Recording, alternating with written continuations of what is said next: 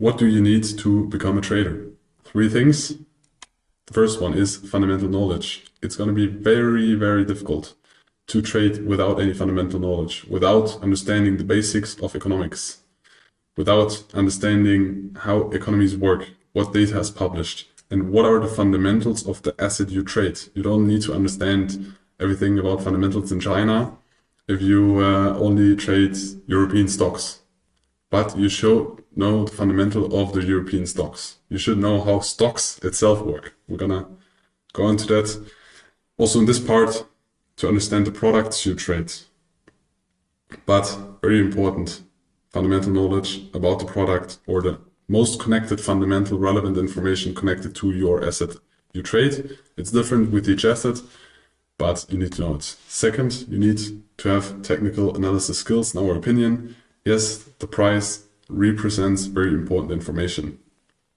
Fundamental data represents important information, but also the price, because the price is the point all market participants agreed on, and that's in the moment right now.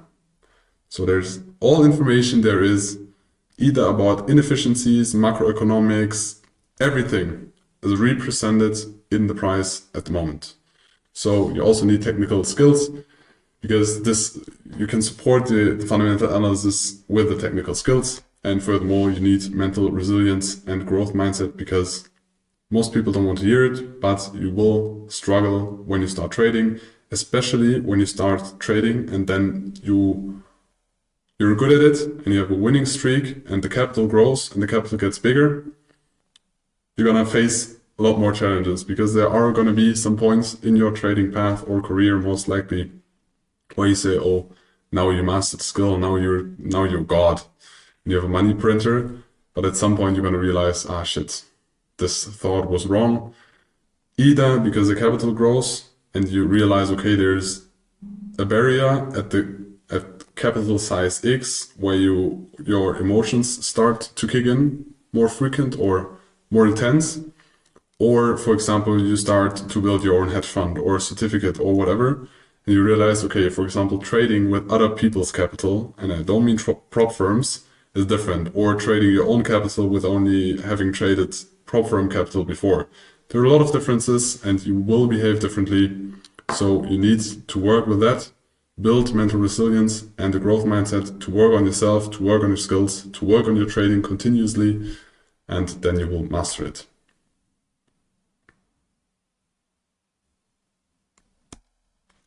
So what are the career paths that are possible in trading? There are a lot of different ones. You can choose to get an independent trader to fund just with personal capital, or you use online prop firms, but always be aware of the risks. I think in the past months and years, we have seen a lot of stuff going on in the prop trading space. So do your research, do your due diligence. We don't work with any prop firm closely. We haven't used them for ourselves, but we know a lot of people use them. Be aware of the risks. You can use them, but keep in mind, trading prop firms capital is going to be different than trading the same size of your own capital. But the other option you can choose. As an independent trader, you are very free in the things you do, the assets you choose, the times you trade, the risk management you do, because it's your capital, your investment, your time. You have no boss that tells you something. The other option is to get good at the trading skill and then get a professional trader at a prop desk. So real prop trading company, not FTMO. It's a real company where you sit in an office and trade real capital, no demo accounts. Or you get an institutional trader. You go to a bank or you go to electricity companies. They also trade, for example, oil or gas. They also trade the futures. They also need traders, mainly for hedging purposes. I will explain later what hedging especially is. Or you go into hedge funds and be a trader in a hedge fund. They need traders as well. So those are the two paths you can choose. If you love and like freedom, you can choose the independent trader. I think in the beginning, at some point, if you want to scale faster, the professional trader can be more easy to scale up the capital, because even if you're a very good trader, it's going to take a lot of time to scale your own capital to a sustainable amounts. And being a professional trader, it can be way more easy through that.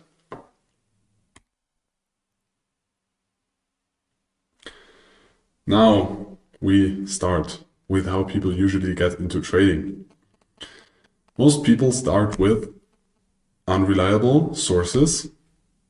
For example, they see an ad of the broker, a CFD broker most likely, or some flashy guru or some lifestyle validating guy or girl on Instagram, and those people flipping accounts, big amounts of money, big amounts of open positions, and then they catch your interest, they catch your attention, and that way most of the people go or have the first contact to the trading space. Secondly, they try to find info on the internet or YouTube from unreliable sources, because the sources that pop up first don't mean that there are track records. Just because a broker is creating informational material and things about technical analysis, they want you to trade.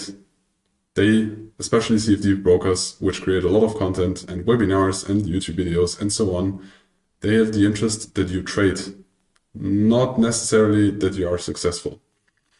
So always when you learn from a source, try to validate that source. Does the person or the team or the company has a track record? What are they doing? Is there a conflict of interest? And in most of the things, there is a conflict of interest. Try to validate that for yourself and then consume the information, because otherwise it can be a time waste and you should validate that first.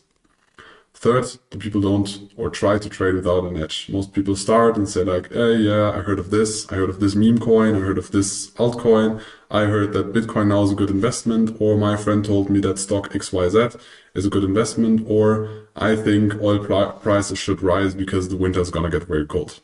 Just some examples, but most people start with a gut feeling, without a real edge, without a process.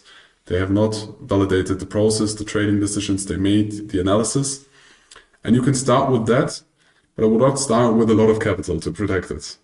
And start with it and then track all the data. We will get into the way how you track the data later. And then try to analyze your gut feeling. Maybe it's good. Maybe you have a good gut feeling. You are in a good environment to make trading decisions.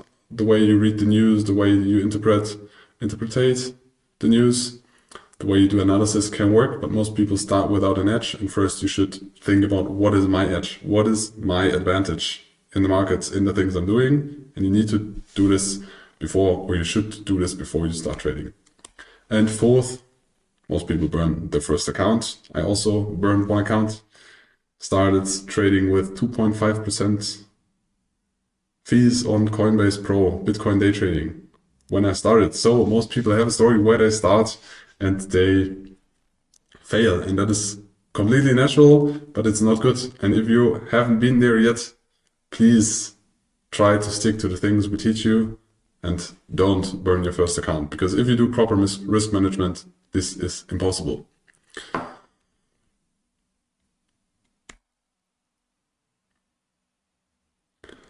So to go to the other side, how do you actually become a trader? What's the real path? First, you need to study. You need to, like in every job, like in school, you need to study, you need to learn. You need to understand it. Not just start by doing, first learn, and then you can start by doing. When you have studied and you understood the markets, you understood the products, you understood the assets, the fundamentals, then you can build a market hypothesis. Then you can build a market hypothesis. So you try to find an edge, and you try to find an inefficiency in the market. Hypothesis why your investment decision is better or will be outperforming the markets. Then you need to gather data on that. Yes, you can do backtests, but past performance does not promise future performance. And that you can optimize every backtest. You can always take 2 EMAs on any chart and change the settings of the EMAs, that you always have a positive strategy in the past. But when strategy goes live, it's very unlikely that strategy does, just because of this positive backtest, is going to be profitable. So yes, you can gather that data through backtests, but the likelihood of you over-optimizing on your strategy or hypothesis on existing data is very high. So you can get a feeling for it, but don't validate your strategy just through one basic backtest. Then you need to validate and refine the setups and strategies. So you need forward tests. This is what I said. You need to test it in real market conditions. Do you behave the same? Do you get all the setups? Or does your daily routines, your family, your job, whatever, or those things consume too much time, so you don't have the ability to be in front of the screens all the time and get all the setups, for example? Or is the back test over-optimized? You're going to see it in the forward test when it's not going to work again. Then when you have done this and the forward test was profitable, was good, then you can go live. Before that, just go live with very small amount of capital, so you have skin in the game. It's going to be different if you trade demo capital. Just take a small amount so you feel it's real money, but it's not hurting you a lot. And then you can go live. And then you focus on the decision-making process. You don't focus on the profits. You don't focus on the losses. You focus on the process. The process you establish, the process of your analysis, until you decide whether you press buy or sell or do nothing. Focus on this rather than, oh, I made this amount of money, I lost this amount of money. Don't focus on that. Focus on the process. Very important when you go live. And then monitor and track your results. So the things you do, track them. Gather all the data. Very important at the beginning. At some point, you're going to get lazy and you're not going to do it anymore. It would be the best if you do it all the time. But we are all human and we are all lazy sometimes. So this is also natural. And then you analyze the data and you adjust to market conditions. Yes, market changes. Market behaves during a COVID crash completely different than during the 10 years before where there was zero interest policy. The markets now behave different when there is higher interest rate. Then there's going to be an interest rate if it goes back to zero. Markets behave different. Liquidity is different, assets behave different, so you need to adapt that. But for that, you also need to analyze the data, and maybe some setups that have been working are not working anymore because the volatility was rising or other things that change in the market. So that's why you need to analyze the data and adjust them to the market conditions. And at last, you need to build a daily trading routine. As we already said in the beginning, don't make an on-off relationship. Establish a routine, do the same stuff at the same time every day, if that's possible. If it's not possible, still do a to-do list or checklist that you do every day. Maybe the time changes when you do swing trading, that's okay. But when you day trade, you should build a daily routine with habits. We're gonna go through an example routine later. So now the last important information I want to give you before we start with the beginner series 100 are two things. You're coming from two different sources. Either A, you studied from other sources without success, maybe even with success, but most likely without success. And then you bought this product or this education here and want to learn from us. Or B, you didn't find your way into trading after all, had some tries, maybe did not went into trading at all, wanted to start trading, and this is your first education product in trading or the first source to learn trading. Either way, doesn't matter where you come from, we suggest you to reset, approach this mentorship as you were starting from scratch. I was doing the same when I joined Patrick, when I learned from Patrick. I've been into the markets the years before, and I had my own analysis, my own strategies. But when you want to adapt and learn a strategy from somebody else, try to learn it like there's no scratch on the paper, like nothing. You have a blank sheet, and then you learn it, and then when you master it, then you can start to combine it with your own stuff, or the things you knew before, or other things. But please start from scratch, because otherwise you will change the strategy we teach you and implement your own things and then say, okay, the strategy is not working. But very often we experience then the people are doing or adding things what we never teach, and was like, okay, do the things we teach, master this, and then when you want to add in yourself or your own stuff, your own way, and we suggest to do this at some point. But for learning the strategy, begin from scratch. Thank you. So now we will start with the beginner series 100.